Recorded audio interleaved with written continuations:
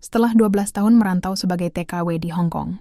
Aku akhirnya pulang ke kampung halamanku dengan harapan bisa memeluk ibuku dan menikmati masa tua bersama. Namun langkahku terhenti di depan rumah kayu sederhana yang terasa asing. Saat pintu terbuka, pemandangan yang tak pernah kubayangkan menghantam hatiku. Ibuku yang renta duduk di sudut kandang sapi, makan seadanya, hidup dalam kesunyian dan keterbatasan. Uang yang selama ini kukirim. Pengorbananku bertahun-tahun meninggalkan kampung. Ternyata tak menjamin kebahagiaan orang yang paling aku cintai. Di balik senyum tegar dari ibuku, tersembunyi luka, rindu dan pengorbanan yang tak pernah terucap. Sebuah kisah tentang bakti, penyesalan, dan arti pulang yang sesungguhnya. Ketika harta tak sebanding dengan kehadiran, dan waktu yang tak pernah bisa diulang. Teman-teman semuanya, sebelum aku memulai ceritanya, mari ketik amin di komentar dan sebutkan, dari mana saja kalian menyimak cerita ini. Semoga yang berkenan ketik amin di komentar. Aku doakan, semoga dimudahkan segala urusannya, dilapangkan rezekinya, disehatkan badannya, dilunaskan hutang-hutangnya dan dikabulkan segala hajatnya di dunia maupun di akhirat oleh Allah Subhanahu wa Ta'ala. Amin ya Rabbal Alamin. Sekarang izinkan aku memulai ceritanya. Namaku Sari. Hari itu aku berdiri di depan rumah kayu yang pernah menjadi seluruh duniaku. 12 tahun lalu, aku meninggalkan tempat ini dengan air mata dan janji di dalam hati. Aku pergi bukan karena ingin, tetapi karena keadaan memaksaku memilih jalan yang berat. Menjadi TKW di Hong Kong adalah satu-satunya cara yang kupikir bisa menyelamatkan hidup kami. Aku masih ingat pagi saat aku pergi.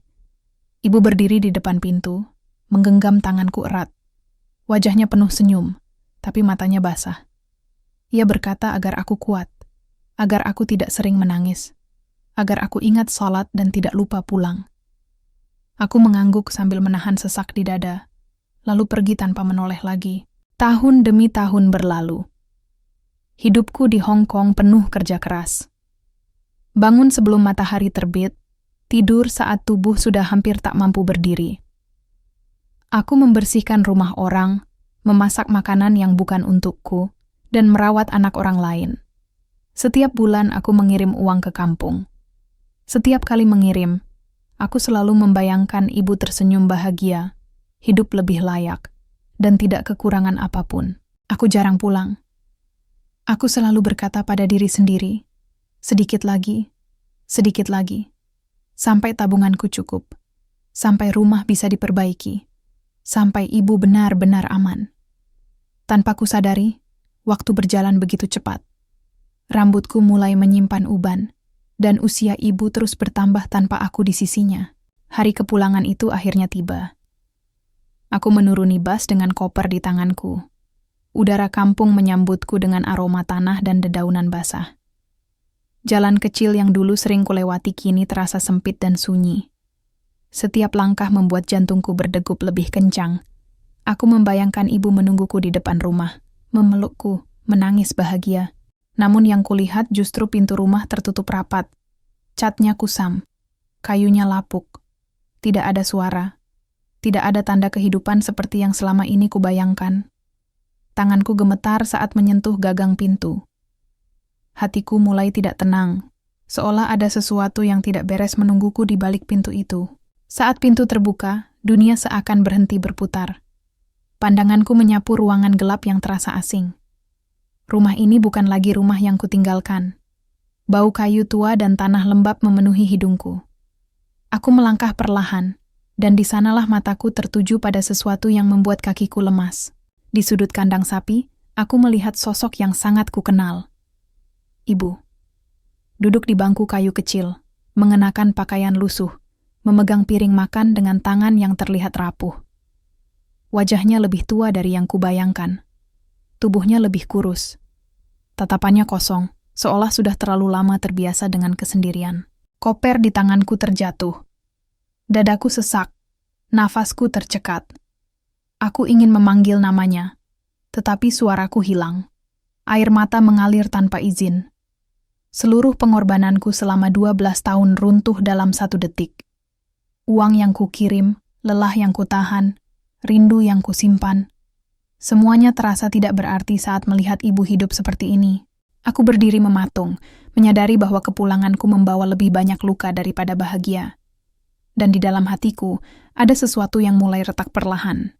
Aku masih berdiri di ambang pintu saat ibu mengangkat wajahnya perlahan.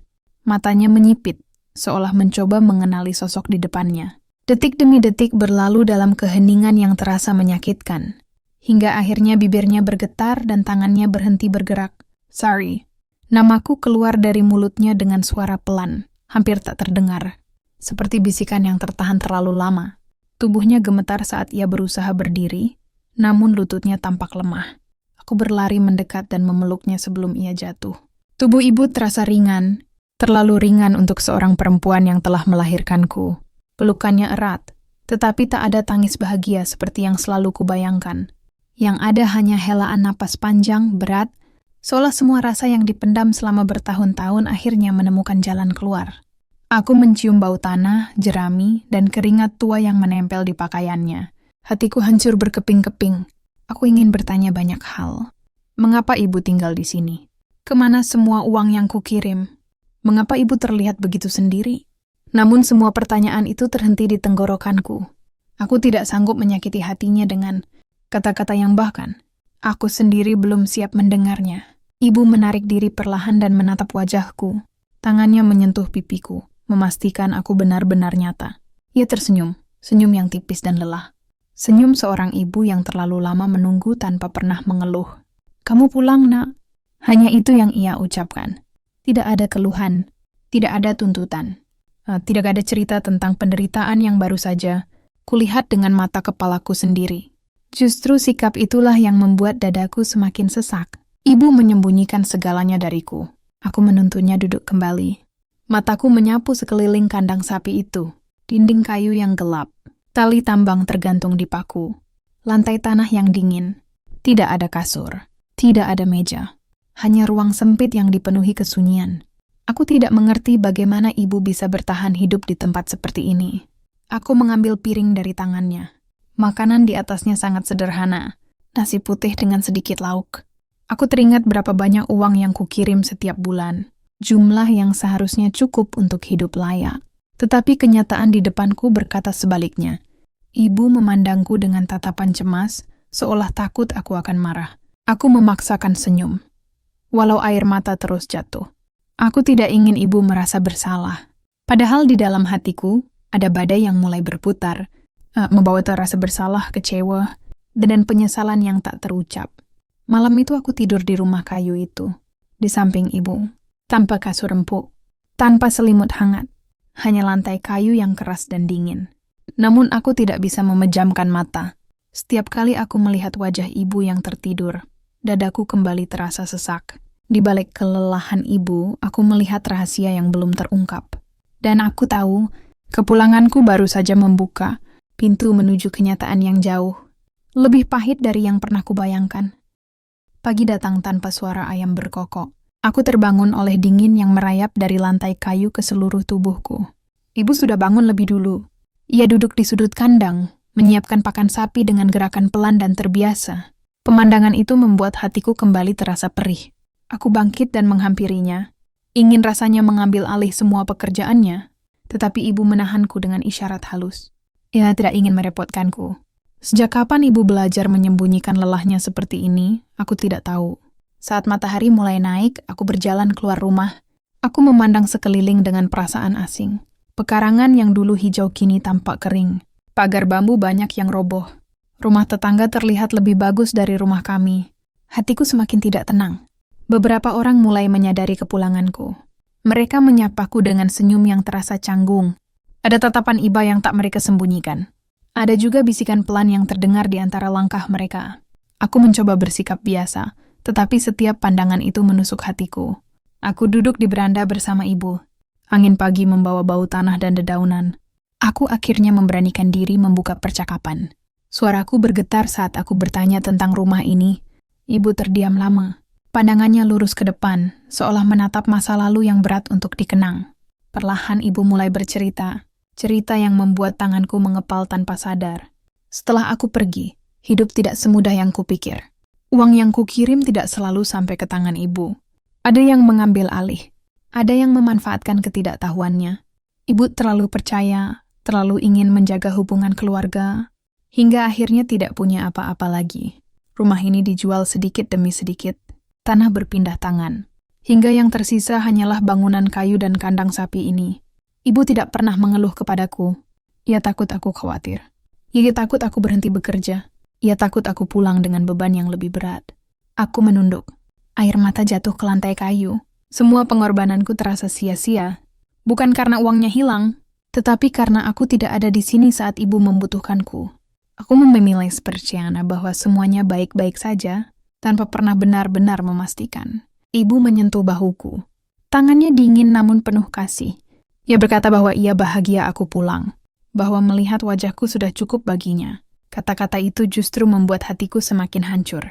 Aku sadar, selama ini ibu hidup dengan rasa sepi yang tidak pernah kuceritakan pada siapapun. Hari itu berlalu dengan sunyi. Aku membantu ibu sebisaku, memberi makan sapi, membersihkan kandang. Setiap gerakan terasa seperti penebusan yang terlambat. Di dalam dadaku ada tekad yang mulai tumbuh, bercampur dengan rasa takut akan kenyataan yang belum sepenuhnya terungkap. Karena aku tahu cerita ini belum selesai. Masih ada bagian dari masa lalu yang disimpan ibu terlalu rapat, dan bagian itu perlahan mendekat, siap mengguncang hatiku lebih dalam. Siang itu matahari terasa lebih panas dari biasanya. Aku berjalan menyusuri jalan tanah di depan rumah, mencoba menenangkan pikiranku yang terus berputar. Setiap langkah membawa kenangan masa kecil yang kini terasa asing. Aku seperti orang luar di kampung sendiri. Di ujung jalan aku melihat beberapa tetangga berkumpul. Mereka berhenti berbicara saat menyadari kehadiranku. Senyum yang mereka berikan terasa kaku. Aku membalas dengan anggukan pelan. Hatinya mungkin baik, tetapi rasa iba itu terlalu jelas terbaca di wajah mereka. Seorang ibu tetangga mendekat. Ia menepuk lenganku dengan hati-hati, lalu berkata bahwa aku anak yang kuat. Katanya ibu sering membicarakanku. Setiap malam, ibu selalu berkata bahwa anaknya akan pulang membawa kebahagiaan. Kalimat itu membuat dadaku bergetar. Aku menunduk, menahan air mata agar tidak jatuh di hadapan orang lain. Namun tak lama kemudian, aku mendengar bisikan yang tidak sengaja tertangkap telingaku. Bisikan tentang keluarga, tentang uang, tentang kepercayaan yang dikhianati. Setiap kata terasa seperti pisau kecil yang menorehkan luka di hatiku. Aku tidak ingin mendengar, tetapi kakiku seakan terpaku di tempat. Aku pulang dengan langkah berat. Setibanya di rumah, ibu sedang menanak nasi. Wajahnya tenang seperti biasa. Aku menatapnya lama. Aku ingin bertanya, tetapi aku takut. Takut membuka luka yang selama ini ia tutupi sendiri. Sore hari menjelang. Langit mulai berubah warna. Aku duduk di samping ibu di beranda. Keheningan kembali menyelimuti kami. Aku akhirnya mengumpulkan keberanian untuk bertanya tentang orang-orang yang dulu dekat dengan keluarga kami. Tentang siapa yang membantu ibu mengurus uang kiriman. Ibu terdiam lama. Nafasnya terdengar berat. Tangannya gemetar saat memegang kain yang ia lipat. Tanpa menatapku, ia mulai berbicara pelan. Ia menyebut satu nama. Nama yang sangat kukenal. Nama yang dulu kuanggap bagian dari hidup kami. Hatiku seperti jatuh ke dasar yang paling dalam. Nama itu terus terngiang di kepalaku. Aku tidak menyangka. Aku tidak ingin percaya. Namun cara ibu berbicara, cara suaranya bergetar, membuatku tahu bahwa ini bukan cerita yang bisa dibantah. Ibu berkata bahwa ia tidak ingin permusuhan. Ia memilih diam demi menjaga hubungan. Ia menanggung semuanya sendiri, agar aku tetap bisa bekerja dengan tenang. Setiap kata yang keluar dari mulutnya terasa seperti beban yang kupikul juga. Malam turun perlahan. Lampu minyak menyala temaram. Aku duduk sendiri di sudut rumah, memandangi bayangan yang menari di dinding kayu. Ya, di dalam hatiku, amarah dan kesedihan bercampur menjadi satu. Aku ingin melindungi ibu, tetapi aku juga takut menghadapi kenyataan.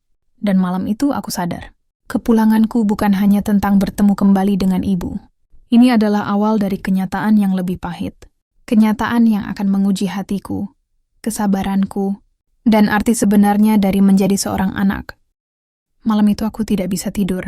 Suara jangkrik terdengar nyaring di luar, seolah menyuarakan kegelisahan yang kurasakan. Nama yang disebut ibu terus berputar di kepalaku. Setiap kali aku menutup mata, wajah orang itu muncul, bercampur dengan kenangan masa lalu yang dulu terasa hangat. Aku bangkit dan duduk di samping ibu. Ia terlelap dengan napas yang berat. Wajahnya terlihat lelah tetapi tenang. Aku menatapnya lama, mencoba mengingat kapan terakhir kali aku benar-benar berada di sisinya. 12 tahun terasa seperti sekejap dan juga seperti seumur hidup. Pagi datang dengan langit kelabu. Ibu sudah bangun dan bersiap pergi ke ladang kecil di belakang rumah. Aku mengikutinya tanpa banyak bicara. Di sepanjang jalan, aku melihat bagaimana orang-orang memandang ibu. Ada rasa hormat, tetapi juga ada jarak.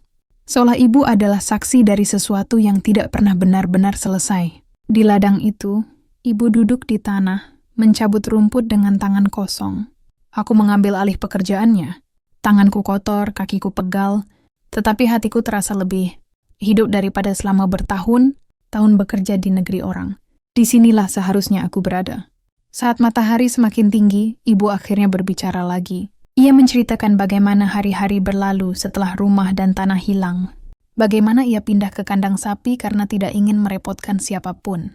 Bagaimana ia menahan lapar dan rindu, sambil terus berdoa agar aku baik-baik saja. Aku menahan tangis. Setiap kata ibu adalah luka yang selama ini tersembunyi. Ia tidak pernah marah padaku. Ia tidak pernah menyalahkanku. Semua beban ia simpan sendiri. Seolah rasa sakit itu adalah kewajibannya sebagai seorang ibu. Sepulang dari ladang, aku melihat seorang lelaki berdiri di depan rumah. Wajahnya menegang saat melihatku. Aku mengenalnya. Orang yang namanya disebut ibu. Orang yang selama ini memegang kepercayaan keluarga kami. Kami saling memandang tanpa kata. Udara di antara kami terasa berat. Aku bisa merasakan detak jantungku sendiri. Lelaki itu membuka mulut, seolah ingin berkata sesuatu, tetapi suaranya tertahan. Aku melangkah maju. Ibu muncul di belakangku, wajahnya pucat. Tangannya mencengkeram lenganku pelan, memintaku untuk tenang. Aku menahan diri, meski amarah sudah mendidih di dalam dada. Pertemuan itu berakhir tanpa penjelasan. Lelaki itu pergi dengan langkah tergesa. Namun kehadirannya meninggalkan bekas yang dalam. Aku tahu, kebenaran yang selama ini tersembunyi mulai mendekat. Dan saat itu tiba, tidak akan ada lagi tempat untuk bersembunyi. Setelah pertemuan itu, suasana rumah menjadi semakin sunyi. Ibu lebih banyak diam. Tatapannya sering kosong, seolah pikirannya kembali berjalan jauh ke masa lalu. Aku merasakan kegelisahannya, dan itu membuatku semakin tidak tenang. Siang hari aku memberanikan diri keluar rumah. Aku ingin tahu apa yang sebenarnya terjadi. Aku berjalan ke rumah lama yang dulu pernah kami tempati. Kini bangunan itu sudah berubah. Ada orang lain di sana. Aku berdiri di kejauhan, menatap tembok yang dulu penuh kenangan. Hatiku terasa kosong. Aku bertanya pada beberapa orang yang kutemui di jalan. Cerita demi cerita mulai terkuak. Tentang bagaimana rumah dan tanah berpindah tangan. Tentang janji-janji yang tidak ditepati. Tentang ibu yang berjuang sendirian menghadapi semuanya. Setiap cerita menambah beban di dadaku. Aku kembali ke rumah dengan langkah gontai. Ibu sedang duduk di beranda, memandangi langit. Aku duduk di sampingnya. Kami tidak berbicara lama. Keheningan justru membuat semua terasa lebih berat. Ibu akhirnya membuka suara. Ia mengakui bahwa ia sering merasa takut. Takut sendirian. Takut jatuh sakit tanpa ada yang menolong. Namun ia selalu menguatkan diri dengan doa. Ia percaya Allah tidak pernah meninggalkannya, meski manusia sering berbuat sebaliknya. Aku menggenggam tangannya. Tangannya terasa kasar dan dingin. Aku berjanji dalam hati untuk tidak pergi lagi. Untuk tetap di sini, apapun yang terjadi. Namun aku juga sadar, hidup tidak sesederhana janji. Sore itu hujan turun tiba-tiba. Aku melihat atap rumah bocor di beberapa bagian. Air menetes ke lantai. Ibu bergerak pelan, meletakkan wadah kecil untuk menampung air. Pemandangan itu membuat hatiku semakin perih. Inilah kenyataan yang harus kuhadapi. Di luar, suara hujan semakin deras. Di dalam rumah, pikiranku semakin bising. Aku tahu badai yang sesungguhnya belum datang, kebenaran belum sepenuhnya terungkap, dan saat semua terbuka, tidak hanya aku yang akan terluka. Pagi itu udara terasa berat. Langit mendung sejak subuh, seolah ikut menyimpan rahasia yang akan terungkap. Ibu terbangun dengan wajah pucat. Nafasnya pendek. Aku segera menyadari ada yang tidak beres. Ibu mencoba bangun, tetapi tubuhnya limbung. Aku menahannya dan memapahnya duduk.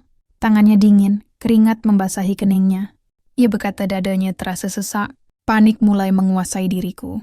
Aku memanggil tetangga terdekat dengan suara gemetar. Beberapa orang datang membantu. Kami membawa ibu ke rumah seorang bidan desa. Sepanjang perjalanan, ibu menggenggam tanganku erat. Tatapannya penuh ketakutan, tetapi juga kepasrahan. Aku terus memanggil namanya, memintanya bertahan. Di rumah bidan, suasana tegang menyelimuti kami. Ibu diperiksa dengan cepat. Aku berdiri di sudut ruangan menahan napas. Setiap detik terasa begitu panjang. Aku menatap wajah ibu yang terbaring lemah. Aku merasa begitu kecil dan tak berdaya. Bidan mengatakan bahwa ibu kelelahan dan kekurangan makan. Tubuhnya sudah terlalu lama menahan beban. Kata-kata itu menghantamku keras. Semua penderitaan yang ia simpan sendiri kini menuntut balasan. Aku duduk di samping ibu hingga sore. Hujan kembali turun di luar. Aku menggenggam tangannya, merasakan denyut yang lemah. Aku teringat semua tahun yang kulewati jauh darinya. Semua hari yang seharusnya bisa kuhabiskan di sisinya. Ibu membuka mata dan menatapku. Bibirnya bergerak pelan. Ia berkata tidak menyesal. Ia berkata bahwa melihatku pulang adalah hadiah terbesar dalam hidupnya. Kata-kata itu membuat dadaku terasa hancur. Aku ingin menjerit, tetapi yang keluar hanya air mata. Malam itu ibu dibawa pulang. Tubuhnya masih lemah. Aku merawatnya dengan hati-hati. Aku tidur di sampingnya, takut jika ia membutuhkanku dan aku tidak ada. Setiap tarikan napasnya membuatku cemas. Aku sadar. Hidup tidak pernah memberiku waktu untuk bersiap. Hari itu mengubah segalanya. Dan aku tahu ujian yang lebih besar sedang menunggu di depan. Sejak sakit itu, ibu lebih banyak berbaring. Tubuhnya belum sepenuhnya pulih. Aku mengambil alih semua pekerjaan rumah. Muasa dengan seadanya. Membersihkan kandang. Menyiapkan minum untuk ibu. Setiap gerakan kulakukan dengan hati-hati, seolah takut kehilangan satu-satunya sandaran hidupku. Suatu sore, saat matahari hampir tenggelam, ibu memintaku duduk di sampingnya. Suaranya pelan, namun kali ini terdengar lebih tegas. Tangannya meraih tanganku, menggenggamnya lama, seakan mengumpulkan keberanian. Ia berkata ada sesuatu yang harus ku ketahui. Sesuatu yang selama ini ia simpan rapat-rapat. Dadaku kembali terasa sesak. Aku menatap wajahnya yang terlihat semakin renta. Matanya menatapku dalam, penuh rasa sayang dan kepedihan. Ibu mulai bercerita tentang tahun-tahun awal setelah aku pergi. Tentang tekanan hidup yang datang bertubi-tubi. Tentang orang-orang yang datang menawarkan bantuan, namun menyimpan niat lain di balik kata-kata manis mereka. Tentang surat-surat yang ditandatangani tanpa benar-benar ia pahami. Ia mengaku sering menangis sendirian di malam hari. Berdoa agar aku tidak tahu semua ini. Ia takut jika aku pulang dengan hati yang hancur. Ia lebih memilih menanggung semuanya sendiri, demi menjaga mimpiku tetap hidup di negeri orang. Aku menunduk. Air mataku jatuh ke tangan ibu. Setiap kata yang ia ucapkan terasa seperti pisau yang perlahan mengoyak dadaku. Aku merasa bersalah karena terlalu percaya bahwa mengirim uang sudah cukup sebagai bentuk cinta. Ibu menepuk tanganku perlahan. Meriksa hidup telah mengajarkannya untuk ikhlas. Bahwa harta bisa hilang, rumah bisa lenyap, tetapi hubungan ibu dan anak tidak boleh rusak. Kata-kata itu terasa begitu berat, namun penuh ketulusan. Di luar, angin sore bertiup pelan. Rumah kayu itu kembali sunyi. Namun kini sunyi itu terasa berbeda. Bukan lagi sunyi karena kesendirian, melainkan sunyi karena kebenaran yang akhirnya terbuka. Dan di dalam hatiku aku tahu, rahasia ini bukan akhir dari segalanya. Ini adalah awal dari jalan yang lebih berat, jalan yang akan menuntunku pada kenyataan yang tidak bisa lagi kuhindari. Hari-hari setelah pengakuan ibu berjalan lambat. Udara di rumah kayu itu terasa berat, seolah setiap sudut menyimpan kenangan pahit. Ibu sering terdiam menatap kosong, sementara aku sibuk dengan pikiranku sendiri. Ada kemarahan yang ingin keluar, tetapi juga ada rasa lelah yang menahanku. Suatu pagi, aku membersihkan tumpukan barang lama di sudut rumah. Ada kain-kain usang, alat dapur berkarat, dan sebuah kotak kayu kecil. Kotak itu tertutup rapat dan terlihat sudah lama tidak dibuka. Aku mengangkatnya dengan hati-hati dan membawanya ke dalam rumah. Saat kubuka, isinya membuat nafasku tertahan. Surat-surat lama. Beberapa bukti pengiriman uang. Catatan tangan ibu dengan tulisan yang mulai pudar. Aku membaca satu persatu. Di setiap catatan, ibu menulis tanggal dan jumlah uang yang ia terima. Banyak yang tidak sesuai dengan yang kukirim. Tanganku gemetar. Semua ini bukan dugaan. Ini kenyataan. Ada jejak kehilangan yang nyata. Jejak pengkhianatan yang selama ini hanya berupa bisikan. Dadaku terasa panas. Aku menutup kotak itu perlahan, mencoba menenangkan diri. Ibu melihatku dari pembaringannya. Ia tahu apa yang kutemukan. Tatapannya penuh kekhawatiran. Ia memintaku untuk tidak terburu-buru. Ia tidak ingin ada keributan. Ia hanya ingin hidup tenang di sisa usianya. Aku mengangguk, tetapi hatiku tidak setenang itu. Aku keluar rumah dan duduk di bawah pohon tua di depan kandang. Angin berhembus pelan, membawa suara masa lalu. Aku teringat wajah ibu saat aku pergi dulu. Aku teringat janjiku untuk membuatnya bahagia. Sore itu, seseorang datang ke rumah. Langkahnya pelan ragu-ragu. Aku mengenali bayangan itu bahkan sebelum wajahnya terlihat jelas. Orang yang selama ini menjadi sumber bisikan. Orang yang membawa luka tanpa suara. Aku berdiri, jantungku berdegup kencang. Bayangan masa lalu kini berdiri tepat di depan mataku. Dan aku tahu, pertemuan ini akan membuka luka yang lebih dalam dari yang pernah kubayangkan. Ia berdiri beberapa langkah dari pintu rumah. Wajahnya menua, tetapi sorot matanya masih sama seperti yang kuingat. Ada kegelisahan di sana. Ada rasa bersalah yang berusaha ia sembunyikan. Kami saling menatap dalam diam yang panjang. Aku tidak mempersilahkannya duduk. Aku hanya berdiri dengan tubuh kaku. Di dalam rumah, ibu terbaring, napasnya terdengar pelan. Aku bisa merasakan getaran amarah di dadaku, tetapi aku menahannya. Aku tidak ingin ibu mendengar keributan. Lelaki itu membuka pembicaraan dengan suara rendah. Ia berkata ia hanya ingin memastikan ibu baik-baik saja. Kata-kata itu terdengar kosong di telingaku. Aku menatapnya lebih dalam, mencoba mencari kejujuran di wajahnya. Aku akhirnya berbicara. Suaraku tenang tetapi tegas. Aku menyebutkan tentang uang, tentang rumah, tentang surat-surat yang kutemukan. Wajahnya berubah pucat. Nafasnya terhenti sejenak. Ia menunduk, tidak sanggup menatapku lagi. Ia mencoba memberi alasan. Tentang kesulitan hidup, tentang niat membantu yang berujung salah. Setiap kalimat yang keluar dari mulutnya terasa seperti luka baru. Aku mengepalkan tangan. Aku ingin berteriak, tetapi aku memilih diam. Dari dalam rumah, suara ibu terdengar memanggil namaku pelan.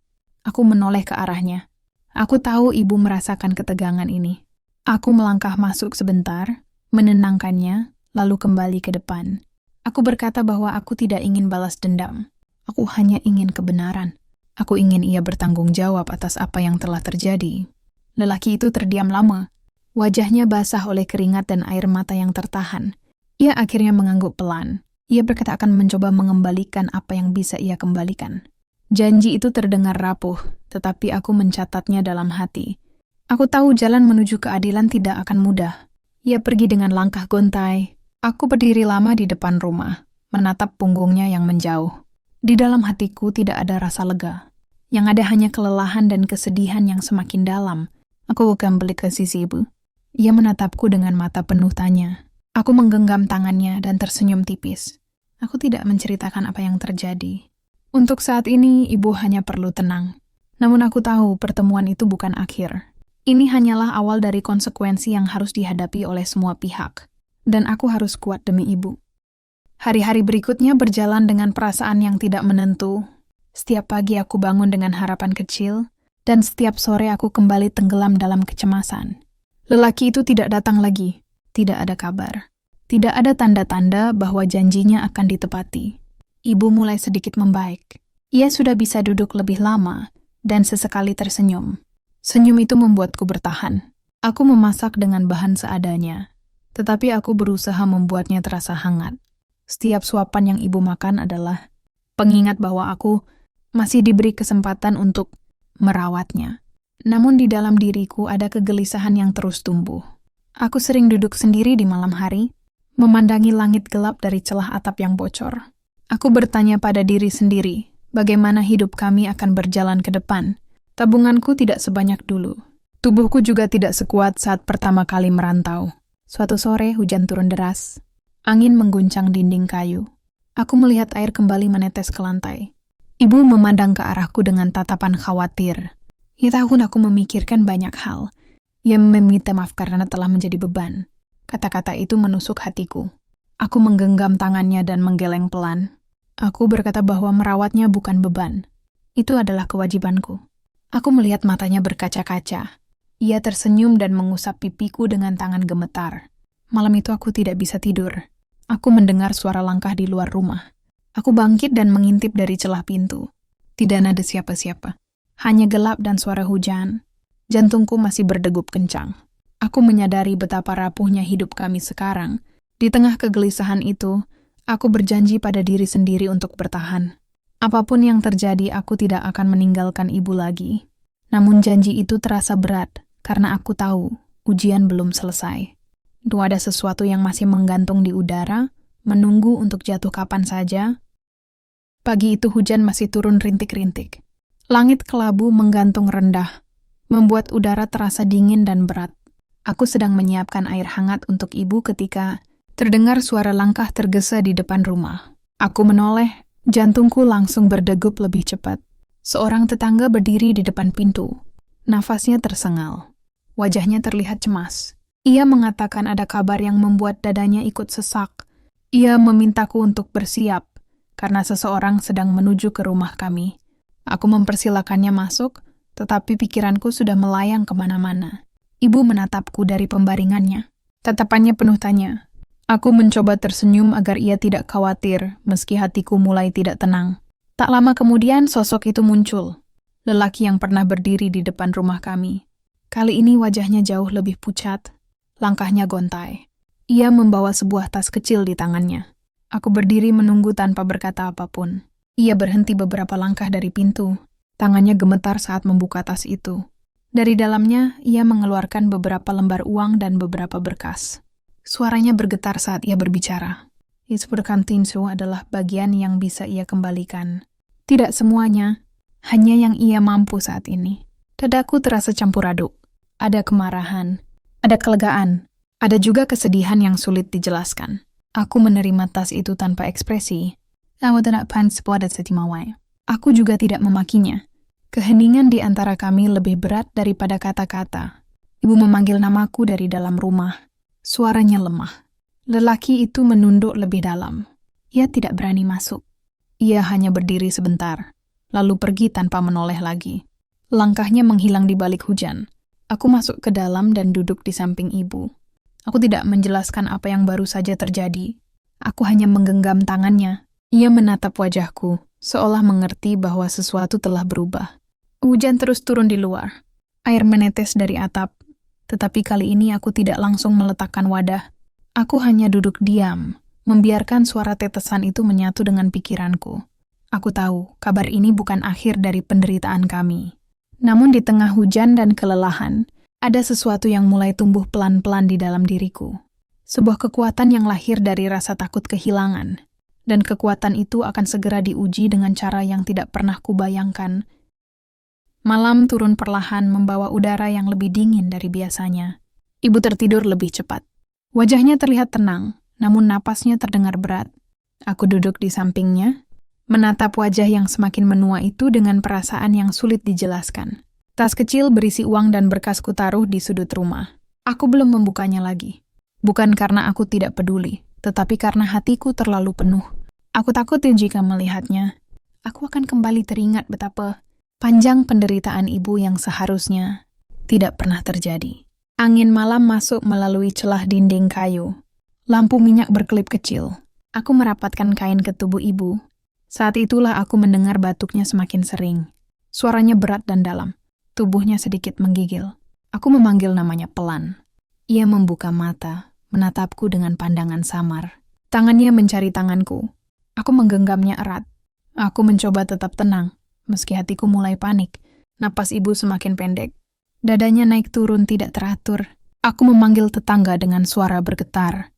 Malam itu terasa begitu panjang. Setiap menit berlalu seperti 1 jam. Aku terus berada di sisi ibu, menyeka keringat di keningnya. Ia menatapku lama. Bibirnya bergerak pelan. Ia berkata agar aku tidak takut. Yana berkata hidupnya sudah cukup. Kata-kata itu membuat jantungku terasa diremas. Aku menggeleng kuat, menolak mendengar kalimat itu. Di luar suara langkah kaki mulai terdengar. Beberapa orang datang membantu. Namun di tengah keramaian kecil itu, aku merasa sangat sendirian. Aku memandang ibu yang semakin lemah, dan dalam hatiku, rasa takut kehilangan berubah menjadi sesuatu yang lebih dalam dan menyakitkan. Malam itu aku sadar bahwa waktu tidak pernah menunggu siapapun. Dan ujian yang datang kali ini jauh lebih berat dari semua yang pernah kuhadapi sebelumnya. Malam semakin larut. Lampu minyak hampir habis. Bayang-bayang di dinding bergerak tidak beraturan, seolah ikut gelisah melihat keadaan ibu. Suara napasnya terdengar semakin pelan, semakin berat. Tangannya masih menggenggam tanganku, tetapi cengkeramannya mulai melemah. Aku duduk sangat dekat dengannya. Aku tidak berani beranjak. Aku takut jika aku berdiri, sesuatu yang tak ingin ku terima akan terjadi. Wajah ibu pucat, bibirnya kering. Aku membasahinya dengan air sedikit demi sedikit, berharap itu bisa membantunya. Beberapa tetangga masih berada di rumah. Mereka berbicara pelan, hampir berbisik. Aku tidak benar-benar mendengar apa yang mereka katakan. Suaraku sendiri terasa jauh di telingaku. Dunia seakan mengecil, menyisakan aku dan ibu di ruang sempit ini. Ibu membuka matanya perlahan. Tatapannya tidak lagi fokus, tetapi penuh kelembutan. Ia tersenyum tipis. Senyum yang sama seperti saat aku kecil, saat aku terjatuh dan menangis. Lalu ia mengusap kepalaku tanpa banyak kata. Ia menggerakkan bibirnya. Suaranya sangat pelan, hampir hilang. Ia menyebut namaku. Aku mendekatkan telingaku, berusaha menangkap setiap suku kata. Dadaku naik turun menahan tangis yang siap pecah kapan saja. Tangannya menyentuh wajahku. Gerakannya lambat dan lemah. Aku menahan tangannya di pipiku. Air mataku jatuh, membasahi punggung tangannya. Aku ingin waktu berhenti. Aku ingin malam ini tidak pernah berakhir. Di luar, angin bertiup pelan. Hujan sudah reda, meninggalkan udara dingin yang menusuk tulang. Di dalam rumah kayu itu, suasana terasa sangat hening, terlalu hening. Seolah dunia menahan napasnya sendiri. Aku memandangi ibu tanpa berkedip. Aku menghitung setiap tarikan napasnya. Setiap jeda di antara napas membuat jantungku berhenti berdetak sejenak. Aku sadar saat ini aku tidak lagi memikirkan masa lalu, uang atau rumah yang hilang. Yang ada hanya satu kenyataan. Aku sedang berada di titik paling rapuh dalam hidupku, dan apapun yang akan terjadi setelah malam ini, hidupku tidak akan pernah sama lagi. Malam itu berjalan sangat pelan, seolah waktu enggan melangkah maju. Tanganku masih menggenggam tangan ibu. Hangatnya mulai memudar sedikit demi sedikit. Aku merasakan perubahan itu meski aku tidak ingin mengakuinya. Napas ibu terdengar semakin jarang. Setiap tarikan terasa berat, seperti harus melewati perjalanan yang sangat jauh. Aku menunduk, menempelkan dahiku ke punggung tangannya. Bibirku bergetar, tetapi aku tidak mengeluarkan suara. Aku tidak ingin ibu pergi dengan mendengar tangisku. Ibu membuka matanya sekali lagi. Tatapannya sangat lembut. Tidak ada rasa takut di sana. Tidak ada penyesalan. Hanya ketenangan yang sulit kujelaskan. Ia menggerakkan bibirnya perlahan. Aku tahu ia sedang berusaha mengatakan sesuatu yang sangat penting. Aku mendekatkan telingaku. Suaranya hampir tak terdengar. Ia berkata namaku dengan penuh kasih. Ia berkata aku sudah pulang. Kalimat itu menembus dadaku lebih dalam dari apapun yang pernah kurasakan. Tangannya bergerak pelan, lalu berhenti.